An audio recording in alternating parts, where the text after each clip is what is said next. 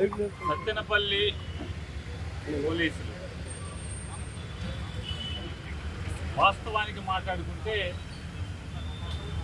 సత్తెనపల్లి పోలీసులు అమాయకులు.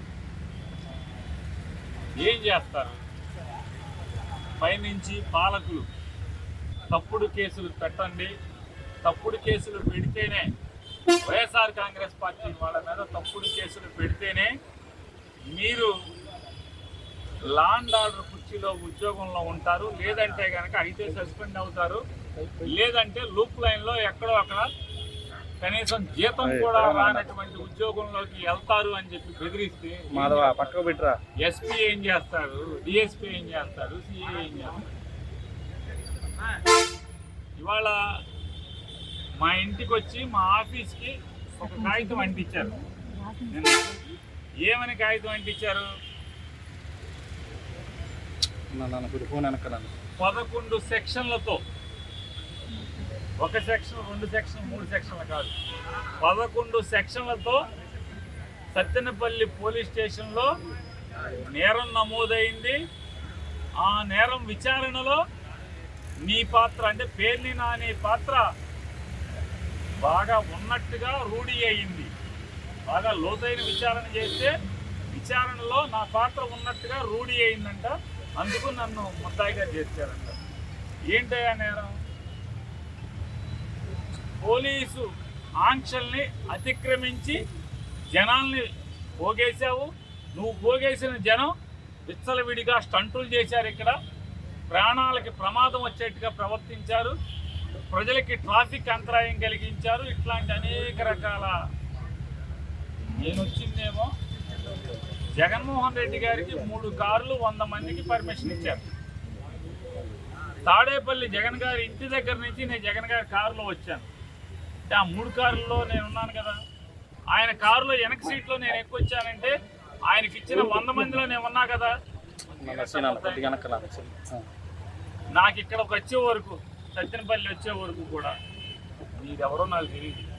నా తరపున, పార్టీ తరపున, పార్టీ పంపిస్తే నాకు అండగా వచ్చినటువంటి వకీల్ గారు ఇక్కడికి వచ్చే వరకు ఆవిడెవరో నాకు తెలియదు. ఆవిడ పల్నాడు జిల్లా లీగల్ సెల్ అధ్యక్షురాలు, ఆవిడ నాకు తెలియదు. మా నాయకుడు ఉన్నాడు. జగన్ గారితో పాటు వచ్చే వరకు ఇక్కడికి వచ్చాక ఆయన ముఖం ఇక్కడ చూశాను నేను. ఆయన ఎవరో తెలియదు. నేను జనాన్ని పోగేశానంట, నేరం చేశానంట, పోలీసు ఆంక్షల్ని అతిక్రమించానంట. జగన్ గారికి 3 కార్లు పర్మిషన్ ఇస్తే ఆ కారులో నేను వచ్చాను. 100 మంది మించి రాకూడదంటే ఆ 100 మందిలో నేను ఉన్నాను. కానీ నా మీద నేరం పెట్టి ఇక్కడ ముద్దాయిగా నన్ను చేశారు. అంటే లోతైన విచారణలో రూఢి అయింది నా పాత్ర ఉందనంట.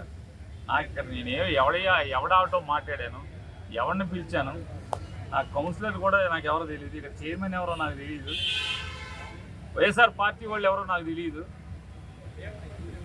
ఆ రెంటపాలు ఎక్కడో తెలియదు. సత్తెనపల్లి, నిజంగా సత్తెనపల్లి నేను నా జీవితంలో మొదటిసారి నేను వచ్చాను.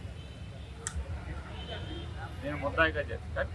ఇవాళ జరిగేటువంటి ఈ రాష్ట్రంలో జరుగుతున్న ఈ సైకో పరిపాలన, ఈ నరకాసుర పరిపాలన ఏ రకంగా జరుగుతుందనడానికి ఇది ఉదాహరణగా. కేసు పెట్టినంత మాత్రాన, నన్ను సత్తెనపల్లి పోలీస్ స్టేషన్కి పిలిపించినంత మాత్రాన, లేదా వాయిదాకి బందర్ నుంచే సత్తెనపల్లి కోర్టుకి నేను వచ్చినంత మాత్రాన, లేదు ఇవాళ సత్తెనపల్లి కాదు రేపు జగన్ గారితో ఎక్కడికి వెళ్తే రాష్ట్రంలో ఏ మూలకి వెళ్ళినా ఆ మూలకి కేసు పెట్టినంత మాత్రాన జగన్తో తిరగడం మానేస్తాను.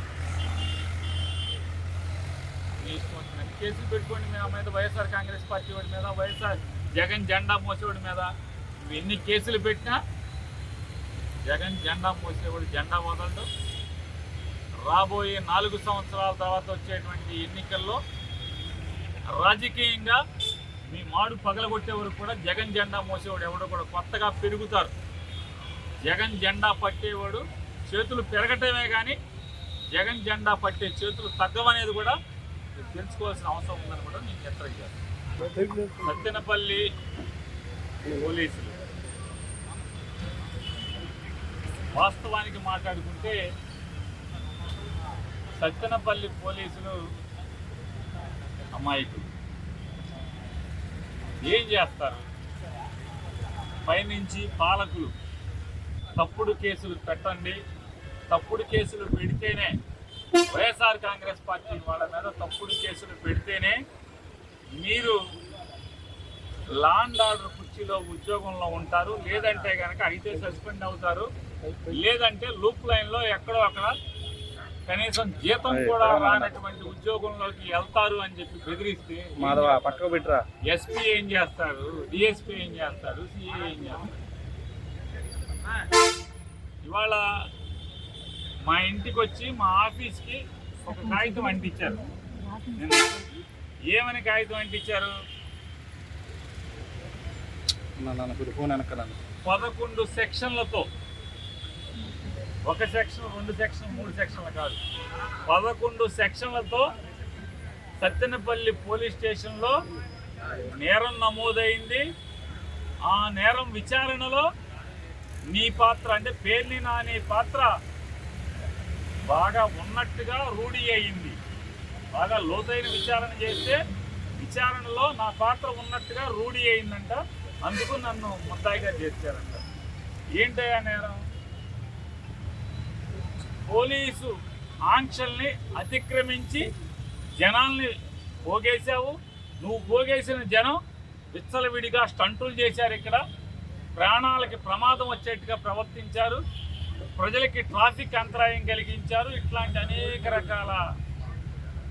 నేను వచ్చిందేమో జగన్మోహన్ రెడ్డి గారికి 3 కార్లు 100 మందికి పర్మిషన్ ఇచ్చారు. తాడేపల్లి జగన్ గారి ఇంటి దగ్గర నుంచి నేను జగన్ గారి కారులో వచ్చాను. అంటే ఆ 3 కార్లలో నేను ఉన్నాను కదా. ఆయన కారులో వెనక సీట్లో నేను ఎక్కువ వచ్చానంటే ఆయనకి ఇచ్చిన 100 మందిలో నేను ఉన్నా కదా. నాకు ఇక్కడికి వచ్చే వరకు, సత్తెనపల్లి వచ్చే వరకు కూడా మీరెవరో నాకు తెలియదు. నా తరపున పార్టీ పంపిస్తే నాకు అండగా వచ్చినటువంటి వకీల్ గారు ఇక్కడికి వచ్చే వరకు ఆవిడెవరో నాకు తెలియదు. ఆవిడ పల్నాడు జిల్లా లీగల్ సెల్ అధ్యక్షురాలు. ఆవిడ నాకు తెలియదు. మా నాయకుడు ఉన్నాడు. జగన్ గారితో పాటు వచ్చే వరకు ఇక్కడికి వచ్చాక ఆయన ముఖం ఇక్కడ చూశాను నేను. ఆయన ఎవరో తెలియదు. నేను జనాన్ని పోగేశానంట, నేరం చేశానంట, పోలీసు ఆంక్షల్ని అతిక్రమించానంట. జగన్ గారికి 3 కార్లు పర్మిషన్ ఇస్తే ఆ కారులో నేను వచ్చాను. 100 మంది మించి రాకూడదంటే ఆ 100 మందిలో నేను ఉన్నాను. కానీ నా మీద నేరం పెట్టి ఇక్కడ ముద్దాయిగా నన్ను చేశారు. అంటే లోతైన విచారణలో రూఢి అయింది నా పాత్ర ఉందనంట. నాకు ఇక్కడ ఎవడావటో మాట్లాడాను, ఎవరిని పిలిచాను, నాకు కౌన్సిలర్ కూడా నాకు ఎవరో తెలియదు, ఇక్కడ చైర్మన్ ఎవరో నాకు తెలియదు, వైఎస్ఆర్ పార్టీ వాళ్ళు ఎవరో నాకు తెలియదు, ఆ రెంటపాలు ఎక్కడో తెలియదు. సత్తెనపల్లి, నిజంగా సత్తెనపల్లి నేను నా జీవితంలో మొదటిసారి నేను వచ్చాను. నేను ముద్దాయిగా చేస్తాను. ఇవాళ జరిగేటువంటి ఈ రాష్ట్రంలో జరుగుతున్న ఈ సైకో పరిపాలన, ఈ నరకాసుర పరిపాలన ఏ రకంగా జరుగుతుందనడానికి ఇది ఉదాహరణగా కేసు పెట్టినంత మాత్రాన, నన్ను సత్తెనపల్లి పోలీస్ స్టేషన్కి పిలిపించినంత మాత్రాన, లేదా వాయిదాకి బందర్ నుంచే సత్తెనపల్లి కోర్టుకి నేను వచ్చినంత మాత్రాన, లేదు ఇవాళ సత్తెనపల్లి కాదు రేపు జగన్ గారితో ఎక్కడికి వెళ్తే రాష్ట్రంలో ఏ మూలకి వెళ్ళినా ఆ మూలకి కేసు పెట్టినంత మాత్రాన జగన్తో తిరగడం మానేస్తాను. కేసులు పెట్టుకోండి మా మీద, వైఎస్ఆర్ కాంగ్రెస్ పార్టీ వాడి మీద, వైఎస్ఆర్ జగన్ జెండా మోసేవాడి మీద. నువ్వు ఎన్ని కేసులు పెట్టినా జగన్ జెండా మోసేవాడు జెండా వదలడు. రాబోయే 4 సంవత్సరాల తర్వాత వచ్చేటువంటి ఎన్నికల్లో రాజకీయంగా మీ మాడు పగలగొట్టే వరకు కూడా జగన్ జెండా మోసేవాడు ఎవడో కూడా కొత్తగా పెరుగుతారు.